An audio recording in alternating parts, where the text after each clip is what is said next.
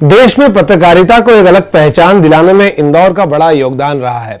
खास तौर पर हिंदी पत्रकारिता के कई मूर्धन्य पत्रकारों की कर्मस्थली यह नगर रहा है। ऐसे में जब आज आधुनिक संचार माध्यमों से प्रेस का स्वरूप व्यापक होकर मीडिया में बदल गया है, तो अब इस बात की कवायद प्रारंभ हो गई है कि तीसरे प्रेस आयोग का गठन किया जाना चाहिए और इसके गठन का बिगुल भी हमारे नगर में ही सबसे पहले बजा। मार्च की 29, 30 और 31 तारीख पत्रकारिता के हिसाब से महत्वपूर्ण तारीखें हैं, क्योंकि इन्हीं तारीखों में यह नगर साक्षी बना था सार्क देशों के भाषाई पत्रकारिता महोत्सव का। इस महोत्सव में देश के कई जाने माने पत्रकारों ने अपनी उपस्थिति दर्ज कराई। इसी महोत्सव में एक महत्वपूर्ण फैसला ये भी लिया गया कि तीसरे प्रेस आयोग का गठन किया जाना चाहिए। ये बात देश के प्रधानमंत्री तक भी पहुंचाई गई। 3 मई इंटरनेशनल प्रेस फ्रीडम डे के रूप में भी मनाई जाती है। इसी दिन एक और गंभीर संवाद इस शहर में हुआ, जिसकी मेजबानी इंदौर प्रेस क्लब ने की। तीसरे प्रेस आयोग के गठन की आवश्यकता विषय पर आयोजित इस राष्ट्रीय परिसंवाद में वरिष्ठ पत्रकार रामशरण जोशी, मधुसूदन आनंद, अवधेश कुमार और राहुल देव ने अपने विचार रखे। सभी ने प्रेस के बदलते स्वरूप, बाजारवाद, पूंजी और पत्रकारिता में चल रही भेड़िया धसान पर नियंत्रण के लिए तीसरे प्रेस आयोग के गठन की जरूरत को महत्वपूर्ण बताया। परिसंवाद में मौजूद प्रिंट और इलेक्ट्रॉनिक मीडिया के वरिष्ठ पत्रकारों के अलावा इंदौर प्रेस क्लब के अध्यक्ष प्रवीण खारीवाल, पत्रकारिता के विद्यार्थियों सहित सामाजिक संस्थाओं के प्रतिनिधि इस परिसंवाद में मौजूद थे। कई महत्वपूर्ण समाचार पत्रों और खबरिया चैनलों में काम कर चुके वरिष्ठ पत्रकार राहुल देव का मानना है कि प्रेस आयोग की बजाय अब मीडिया आयोग बनाने की कवायद करना पड़ेगी। समाज बड़े परिवर्तनों से गुजर रहा होता है या किसी मोड़ पर होता है, तो उसमें मीडिया की भूमिका भी एक नए तरीके से देखी जाने लगती है। और आज हम सबको महसूस हो रहा है कि मीडिया को लेकर कुछ करना जरूरी हो गया है। मीडिया को भी लग रहा है, मीडिया को जो लोग देखते हैं उसके उपभोक्ता हैं या उसको पढ़ते हैं, देखते हैं, सुनते हैं, इस्तेमाल करते हैं, उनको भी लग रहा है कि कुछ करने की जरूरत है, कुछ गड़बड़ है।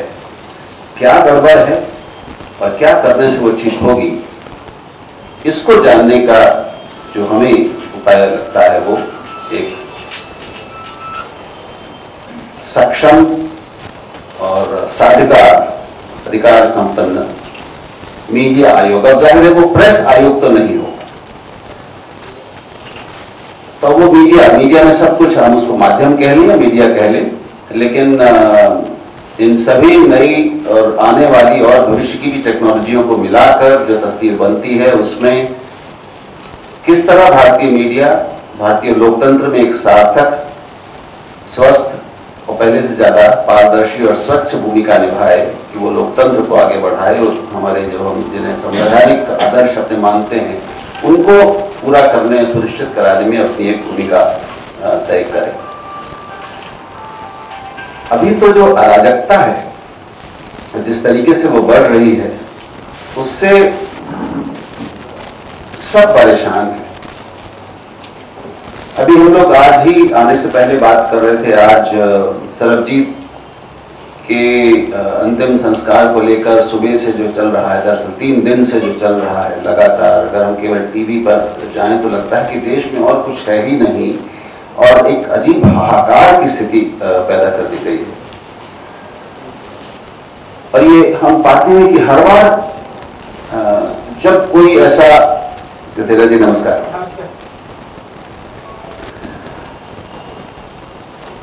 कोई एक मौका आता है जहां पर भावुकता को, भावनाओं को उभारा जा सकता है, तो बिल्कुल सारे बंधन, मर्यादाएं तोड़कर, छोड़कर कम से कम टीवी उसमें लग जाता है और फिर वो केवल एक दर्पण नहीं रह जाता, वो कुछ और बन जाता है, वो चीजें तय करने लगता है, वो सरकारों की नीतियां, सरकारों के फैसले तय करने लगता है, वो ऐसे दबाव बनाने लगता है प्रशासनों पर, सरकारों पर, राजनीतिक दलों पर, नेताओं पर और लोगों के दिमाग पर और मन पर, जो गड़बड़ हैं, जो न तो संतुलित रहते हैं, न सार्थक होते हैं और चीजें किसी के भी हाथ में रहती हैं, सबके बाहर चली जाती हैं। दो देशों के बीच के मसले और हर देश के जहां भी पड़ोसी हैं वहां पे कुछ न कुछ खटपट होती रहती है, जो हम लोगों के घरों में भी होती है, पड़ोस में तो विश्व में भी होती है, होती रहेगी, वो मनुष्य की प्रकृति है। लेकिन अगर ऐसी हर खटपट को हम राष्ट्रीय संप्रभुता का मुद्दा बना दें और उसको लेकर मीडिया एक बिल्कुल हरकारे की भूमिका में आ जाए, तो फिर जिसे हम पारंपरिक डिप्लोमेसी कहते हैं, राजनीति, जिसमें चीजें जितनी मंच पर सामने होती हैं उससे ज्यादा नेपथ्य में, पर्दे के पीछे होती हैं और इस तरह से चीजें सुलझती हैं, उसकी गुंजाइश और कम होती जाती है। जैसे संतुलित सार्थक विमर्श की गुंजाइश कम होती जाती है, समझ की और आपसी संवाद की गुंजाइश कम होती जाती है। ये तो सिर्फ एक आज का सबसे ताजा उदाहरण है, लेकिन हम लगातार उसके उदाहरण ऐसे देख रहे हैं और मुझे लगता है कि आज एक मैं बिल्कुल दूसरा सिरा पकड़ता हूं मीडिया के असर का। ये केवल समाचार मीडिया की बात नहीं हो रही है, मीडिया यानी संपूर्ण मीडिया, सारे माध्यम, जिसमें टीवी और आदि इंटरनेट सब कुछ आ जाएगा। आज अगर हमें अचानक बच्चियों के साथ कुछ ऐतिहासिक और बिल्कुल अकल्पनीय किस्म के अत्याचारों की, बलात्कारों की खबरें कुछ अचानक बाढ़ की तरह आती दिख रही हैं, तो ये प्रश्न मन में कम से कम मेरे आता है कि क्या इसमें भी कहीं हम इस समूचे मीडिया की कोई भूमिका है? मुझे तो दिखता है, साफ लगता है कि है। मैंने परसों अपनी हमारी नानी है, वो उनसे बात हो रही थी, मैंने उनसे पूछने की कोशिश की कि ये बताइए उनको बुआ कहते हैं, बुआ ही है बच्चों की नानी, कि आप जब बच्ची थी, आप जब किशोर थी और आप जब युवा हो रही थी, उस समय क्या आपके अपने अनुभव में, सुनने में कुछ इस तरह की बातें आती थी क्या? इस तरह की घटनाएं अफवाह के रूप में किसी रूप में आती थी क्या? उन्होंने बड़ा कुरेदा अपने को तो नहीं आती थी। और इस पर मैं नहीं जानती कि भारत में कितनी शोध इस पर हुआ है, होना चाहिए। शायद विश्वविद्यालयों में भी मीडिया शोध का जो काम हो रहा है उसमें भी इस पर एक गंभीर काम की जरूरत है। लेकिन कम से कम मुझे लगता है बड़े मोटे से स्तर पे कि इस समय जो हमारे पूरे समाज पर और हमारी शिशुओं तक की चेतना पर मीडिया के सारे मंचों से जिस कंटेंट का आक्रमण हो रहा है, जिस तरह के, वो मनोरंजन के रूप में हो या वो खबरों के रूप में हो या दूसरे रूपों में हो, या जिसे हम आजकल इंटरैक्टिव मीडिया कहते हैं उसके रूप में हो, वो पूरे समाज के चित्त को बदल रहा है, उसकी चेतना को बदल रहा है और कुछ नई किस्म की अनुभूतियां, नई किस्म की भूखें और नई किस्म की हिंसाएं और प्रतिहिंसाएं और कुंठाएं, और उनको पूरा करने के लिए, उनको व्यक्त करने के लिए बिल्कुल अकल्पनीय किस्म की पाशविकताएं छोड़ दी गई हैं, जिसे हम अंग्रेजी में कहते हैं अनलीश कर दी गई। एक कुछ नए किस्म के राक्षस पैदा हो गए हैं, या पहले थे तो आज बहुत विराट रूप धारण करके। देव ने खबरिया चैनलों को लेकर कटाक्ष किया और कहा कि आज टीवी चैनलों में भेड़िया दसान चल रहा है। देव ने इसके लिए कई तर्क भी सामने रखे। तीसरा पक्ष उसका यह है कि आज इतने सर्वव्यापी, हर समय हमारे साथ रहने वाले, हर समय हमें लगभग आक्रांत करते रहने वाले मीडिया के पीछे की शक्तियां कौन सी, कौन से वो दिमाग, वो संवेदनशीलताएं, वो आर्थिक और दूसरी शक्तियां हैं जो इन सारी चीजों को चला रही हैं। किस तरह के लोग हैं, किस तरह के दिमाग हैं, कौन से हित हैं, सही या गलत, कौन सी वो प्रक्रियाएं हैं जिनसे हम सब एक तरह से हांके जा रहे हैं, इन चीजों को समझने की जरूरत है। आज अचानक पता चलता है, जो पता रहता था लेकिन वो सामने आता है कि एक 20,000 करोड़ का चूना लगा गया, एक कंपनी है जिसने 20,000 लोगों को शायद चूना लगाया है और कितने हजार करोड़ का, और वो 2 टीवी चैनल, 2 अखबार, 3 पत्रिकाएं वो भी चला रही थी, जिसमें बड़े अच्छे लोग काम कर रहे थे, प्रोफेशनल पत्रकार काम कर रहे थे। मैं स्वयं एक टीवी चैनल को चला चुका हूं और उसमें काम कर चुका हूं, जिसके बारे में बाद में तरह तरह की चीजें पता चली कि वहां भी दरअसल पैसा ऊपर से फ्रंट कुछ और थे, लेकिन पैसा चिटफंड से आता था। यहाँ इंदौर वाले जानते ही हैं कि शराब के माफिया, शराब के व्यापारी अखबार और टीवी चलाते हैं। रियल एस्टेट वाले तो मैंने पिछले बार कहा ही था कि एक नए किस्म की आवारा पूंजी मीडिया के मालिक के रूप में आ रही है, और अच्छे से अच्छे पत्रकार भी अपने को आज मजबूर पाते हैं कि वो यहाँ वहां पर काम करें और चाकरी करें। हमारी सारी नैतिक और व्यावसायिक चिंताएं सिर्फ इन ऐसे कमरों के और कक्षों के भीतर कैद रहती हैं, उससे बाहर उनका कोई असर होता नहीं। राजनीतिक नेता, किस नेता के किस चैनल और किस अखबार से क्या संबंध है, किसका कहां पैसा लगा है, कौन किसको किस कंपनी के माध्यम से नियंत्रित करता है, ये बात चीजें सामने नहीं आती। कुछ बड़ी कंपनियों की बड़े हित वो जब वो अखबार या मीडिया कंपनी के में हिस्सा खरीदते हैं तो वो खबर बन जाती है। तो रिलायंस अगर 1200-1500 करोड़ लगाता है तो पता चल जाता है। अगर आदित्य बिरला ग्रुप पैसा लगाता है 1000 करोड़ तो वो पता चल जाता है। लेकिन वाईएसआर यानी जगन रेड्डी जो पूरा एक साम्राज्य चलाते हैं मीडिया का, उसमें किस किस का पैसा लगा हुआ है और कितने अखबारों में, और चाहे वो सहारा हो या वो उनकी मीडिया साम्राज्यों में किसका पैसा किस रूप में लगा है और उसका क्या इस्तेमाल हो रहा है, ये तिलिस्म है जो कभी खुलता ही नहीं।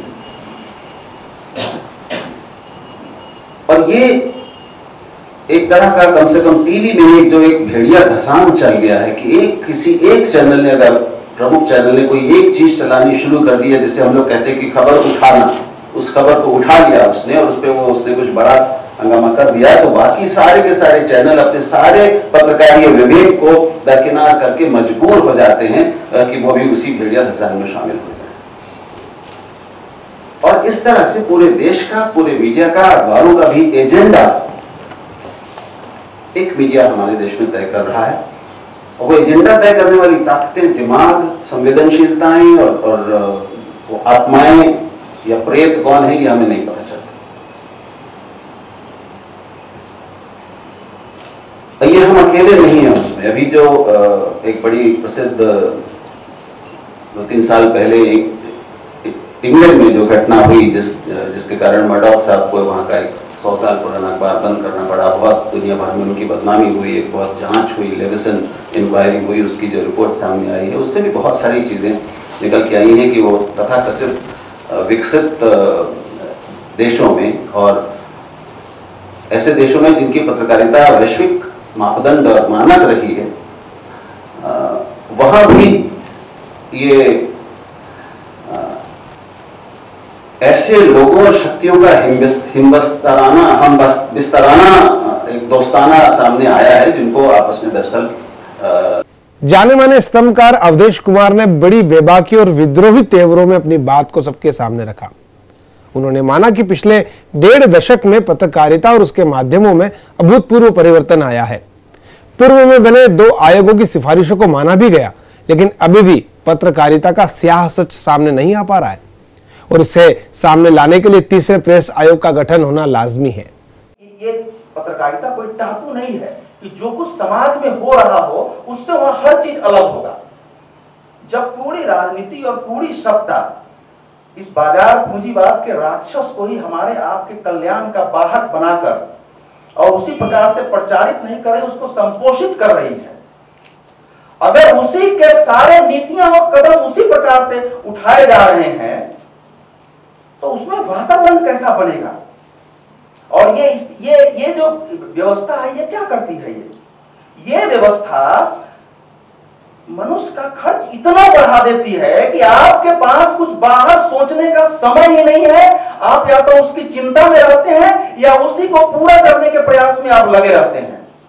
और फिर चूंकि पद प्रभाव और पैसा को जीवन मूल्य बना दिया गया मानक, इसलिए जिसको मिल रहा है वो तो गदगद है, जिसको नहीं मिल रहा है वो भी उस घुड़दौड़ में शामिल हो जाता है।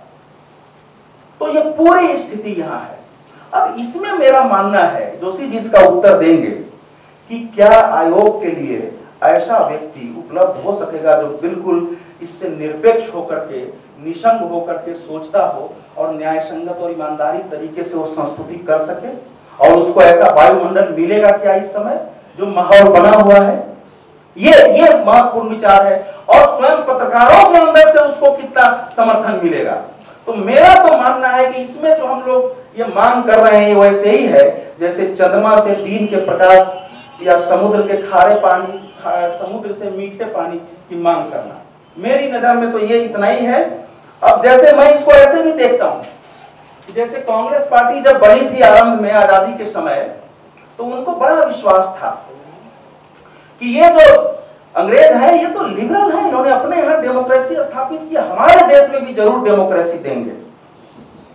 और उसके आधार पर वो प्रतिवेदन देते रहे। जिन लोगों ने विरोध किया उनको गलत कहा गया, उनको उग्रवादी कहा गया, कांग्रेस में विभाजन भी हो गया, लेकिन अंत में वो विरोध करने वाले ही सच साबित हुए। कांग्रेस को अंग्रेजों से एक लंबी लड़ाई लड़नी ही पड़ी और तब भारत आजाद हुआ था। वरिष्ठ पत्रकार मधुसूदन आनंद ने आंकड़ों का हवाला दिया और परिसंवाद को एक नई दिशा दी। उनका मानना था कि सरकार को चलाने वाली शक्तियां नहीं चाहती कि तीसरे प्रेस आयोग का गठन हो। आप इसका अध्ययन करा लीजिए कि, और हुए हैं अध्ययन, अखबार में छपे हैं कि कैसे एक चुनाव में एक प्रत्याशी खड़ा होता है तो उसकी संपत्ति 3 करोड़ या 2 करोड़ होती है, और जब वो 5 साल बाद दोबारा खड़ा होता है तो वो 6 करोड़ या 10 करोड़ हो जाती है। दूसरी तरफ चिट फंड में जो पैसा 20-20 रुपए दाइयां, वहां की जो दाई होती हैं, वो छोटे छोटे नौकर जिन्होंने अपनी लड़की के लिए, शादी के लिए इंतजाम किया था, किसी ने 30,000, किसी ने 40,000, वो सारा पैसा एक झटके में साफ हो जाता है। और दूसरी तरफ राजनेताओं की झोलियां भरती रहती हैं, राजनेताओं का और अखबार के मालिकों की, जिसकी तरफ इशारा अवधेश जी ने किया, सांठगांठ है।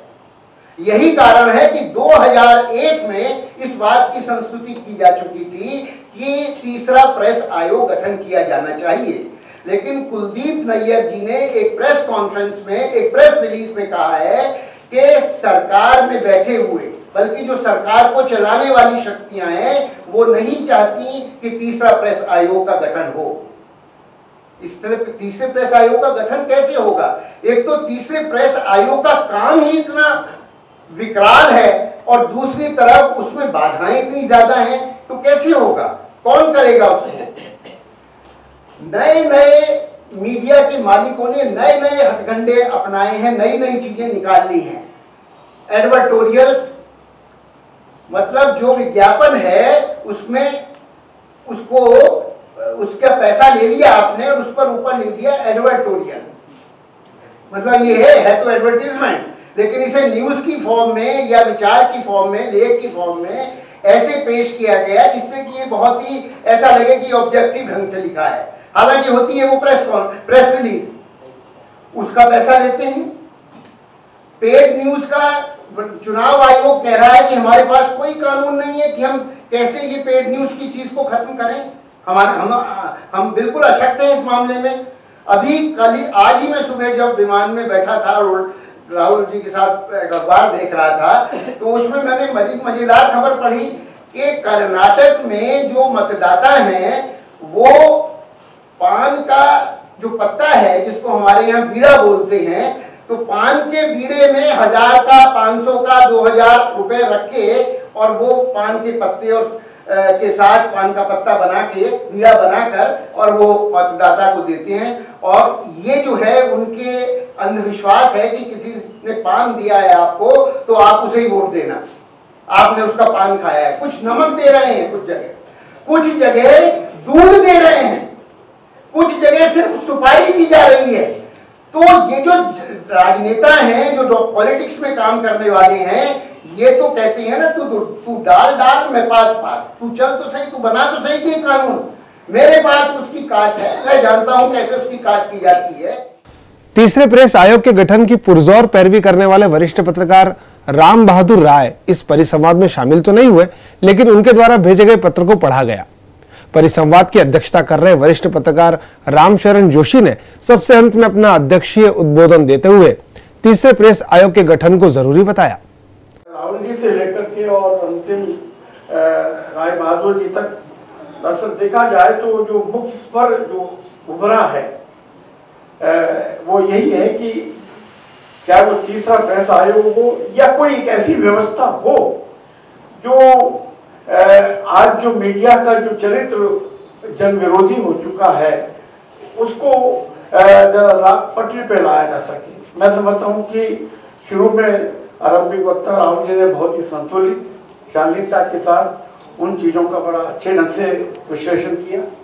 अवधेश जी ने थोड़े से आक्रामक ढंग से थोड़ा सा ये कहा जाए कि ट्रांसग्रेस किया, थोड़े सी सीमाओं को प्रेस से जाकर के इन्होंने हिंदुस्तान की पॉलिटिकल इकोनॉमी और स्टेट का करेक्टर क्या है बहुत अच्छे ढंग से किया।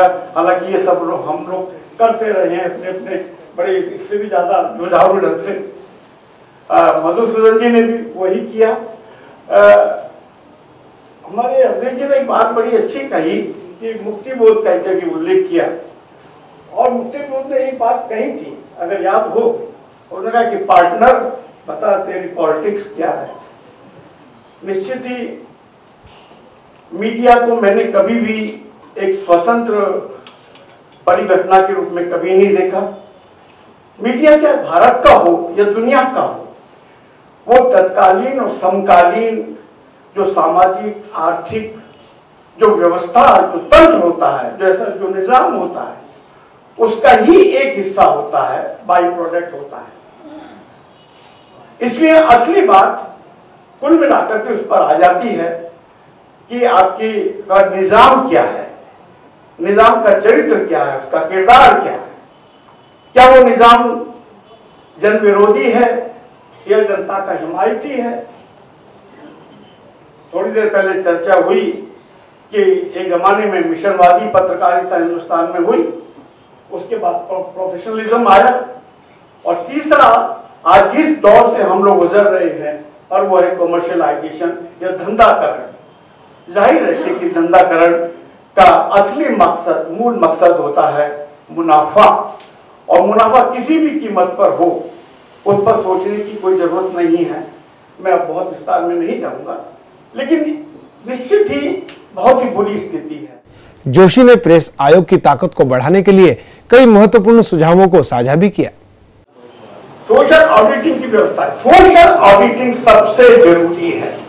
तो सोशल ऑडिटिंग आप लोगों के द्वारा होनी चाहिए। हम लोग आमतौर पर समाज को इसमें इन्वॉल्व नहीं करते हैं मीडिया पर अंकुश लगाने के लिए। आप लोग सोशल ऑडिटिंग में ये होता है कि जब श्रोता, पाठक, दर्शक तीनों एक होकर के देखते हैं कि ये मीडिया क्या है।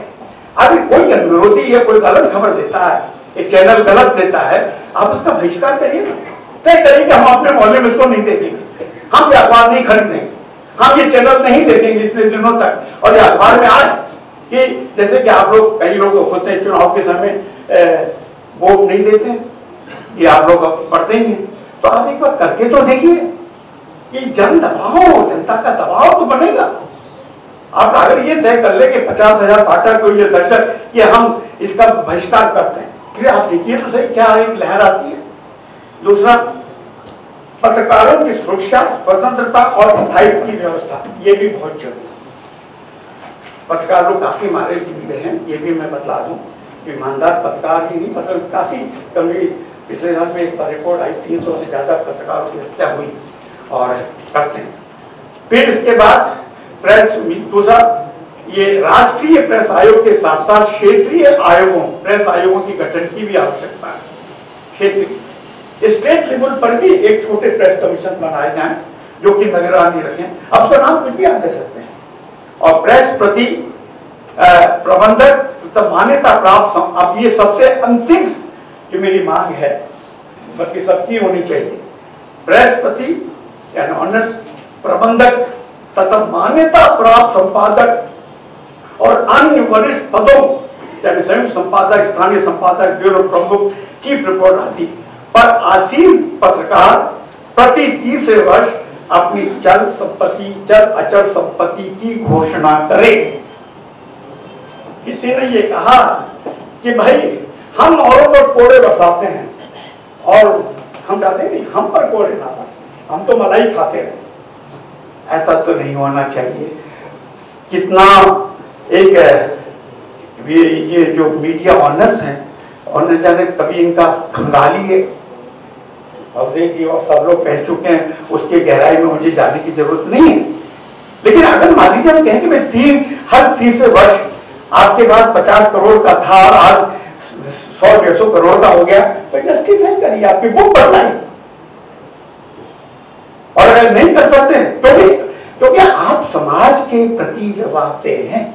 जब आप कहते हैं कि हम लोकतंत्र के चौथे स्तंभ हैं, तो जो आपसे ये हमारी गुजारिश भी है और हम अपेक्षा है कि आप कम से कम ये बतलाएं कि हाँ, इस अवधि में हमने इतना कमाया, इतना खोया। आप ये मत करें, तो ये मांग आपकी तरफ से आनी चाहिए। और सरकार इस पर, देखिए, दबाव बनेगा तो कोई भी सरकार जनमत को लंबे समय तक नहीं ठुकरा सकती। देखिए, आज स्थिति होगी, अब हम लोग ये भी ऐसा बिल्कुल प्रेस को या मीडिया को कंडम ना करें। इसी पिछले 3-4 साल में मीडिया ने बड़े बड़े स्कैंडल सामने रखे हैं। CWG का, कॉमनवेल्थ का रखा है, पेज न्यूज का रखा है, अभी 2G स्पेक्ट्रम का सामने आया। ये सब मीडिया की वजह से, हम मीडिया के इस योगदान को भी ध्यान में रखें। सरकारें झुकती है मीडिया के सामने। आप देखिए, ऐसी बात नहीं। अब उस दिसंबर का वो रेप का किस्सा हुआ और आखिर में मीडिया में इतना हुआ तो कल दबाव बना और एक कानून भी सामने आया। तो ऐसा नहीं है कि निजाम को झुकाया नहीं जा सकता, झुकाया जा सकता है। लेकिन किसी ने कहा ना, एक पत्थर तो तबीयत से उछालोगे यारो, इस आकाश में आसमान में सुराख हो सकता है, पत्थर तो तबीयत से उछालोगे।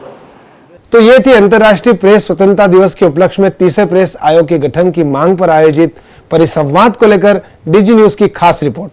खबरों का सिलसिला रहेगा जारी, आप देखते रहिए DG न्यूज।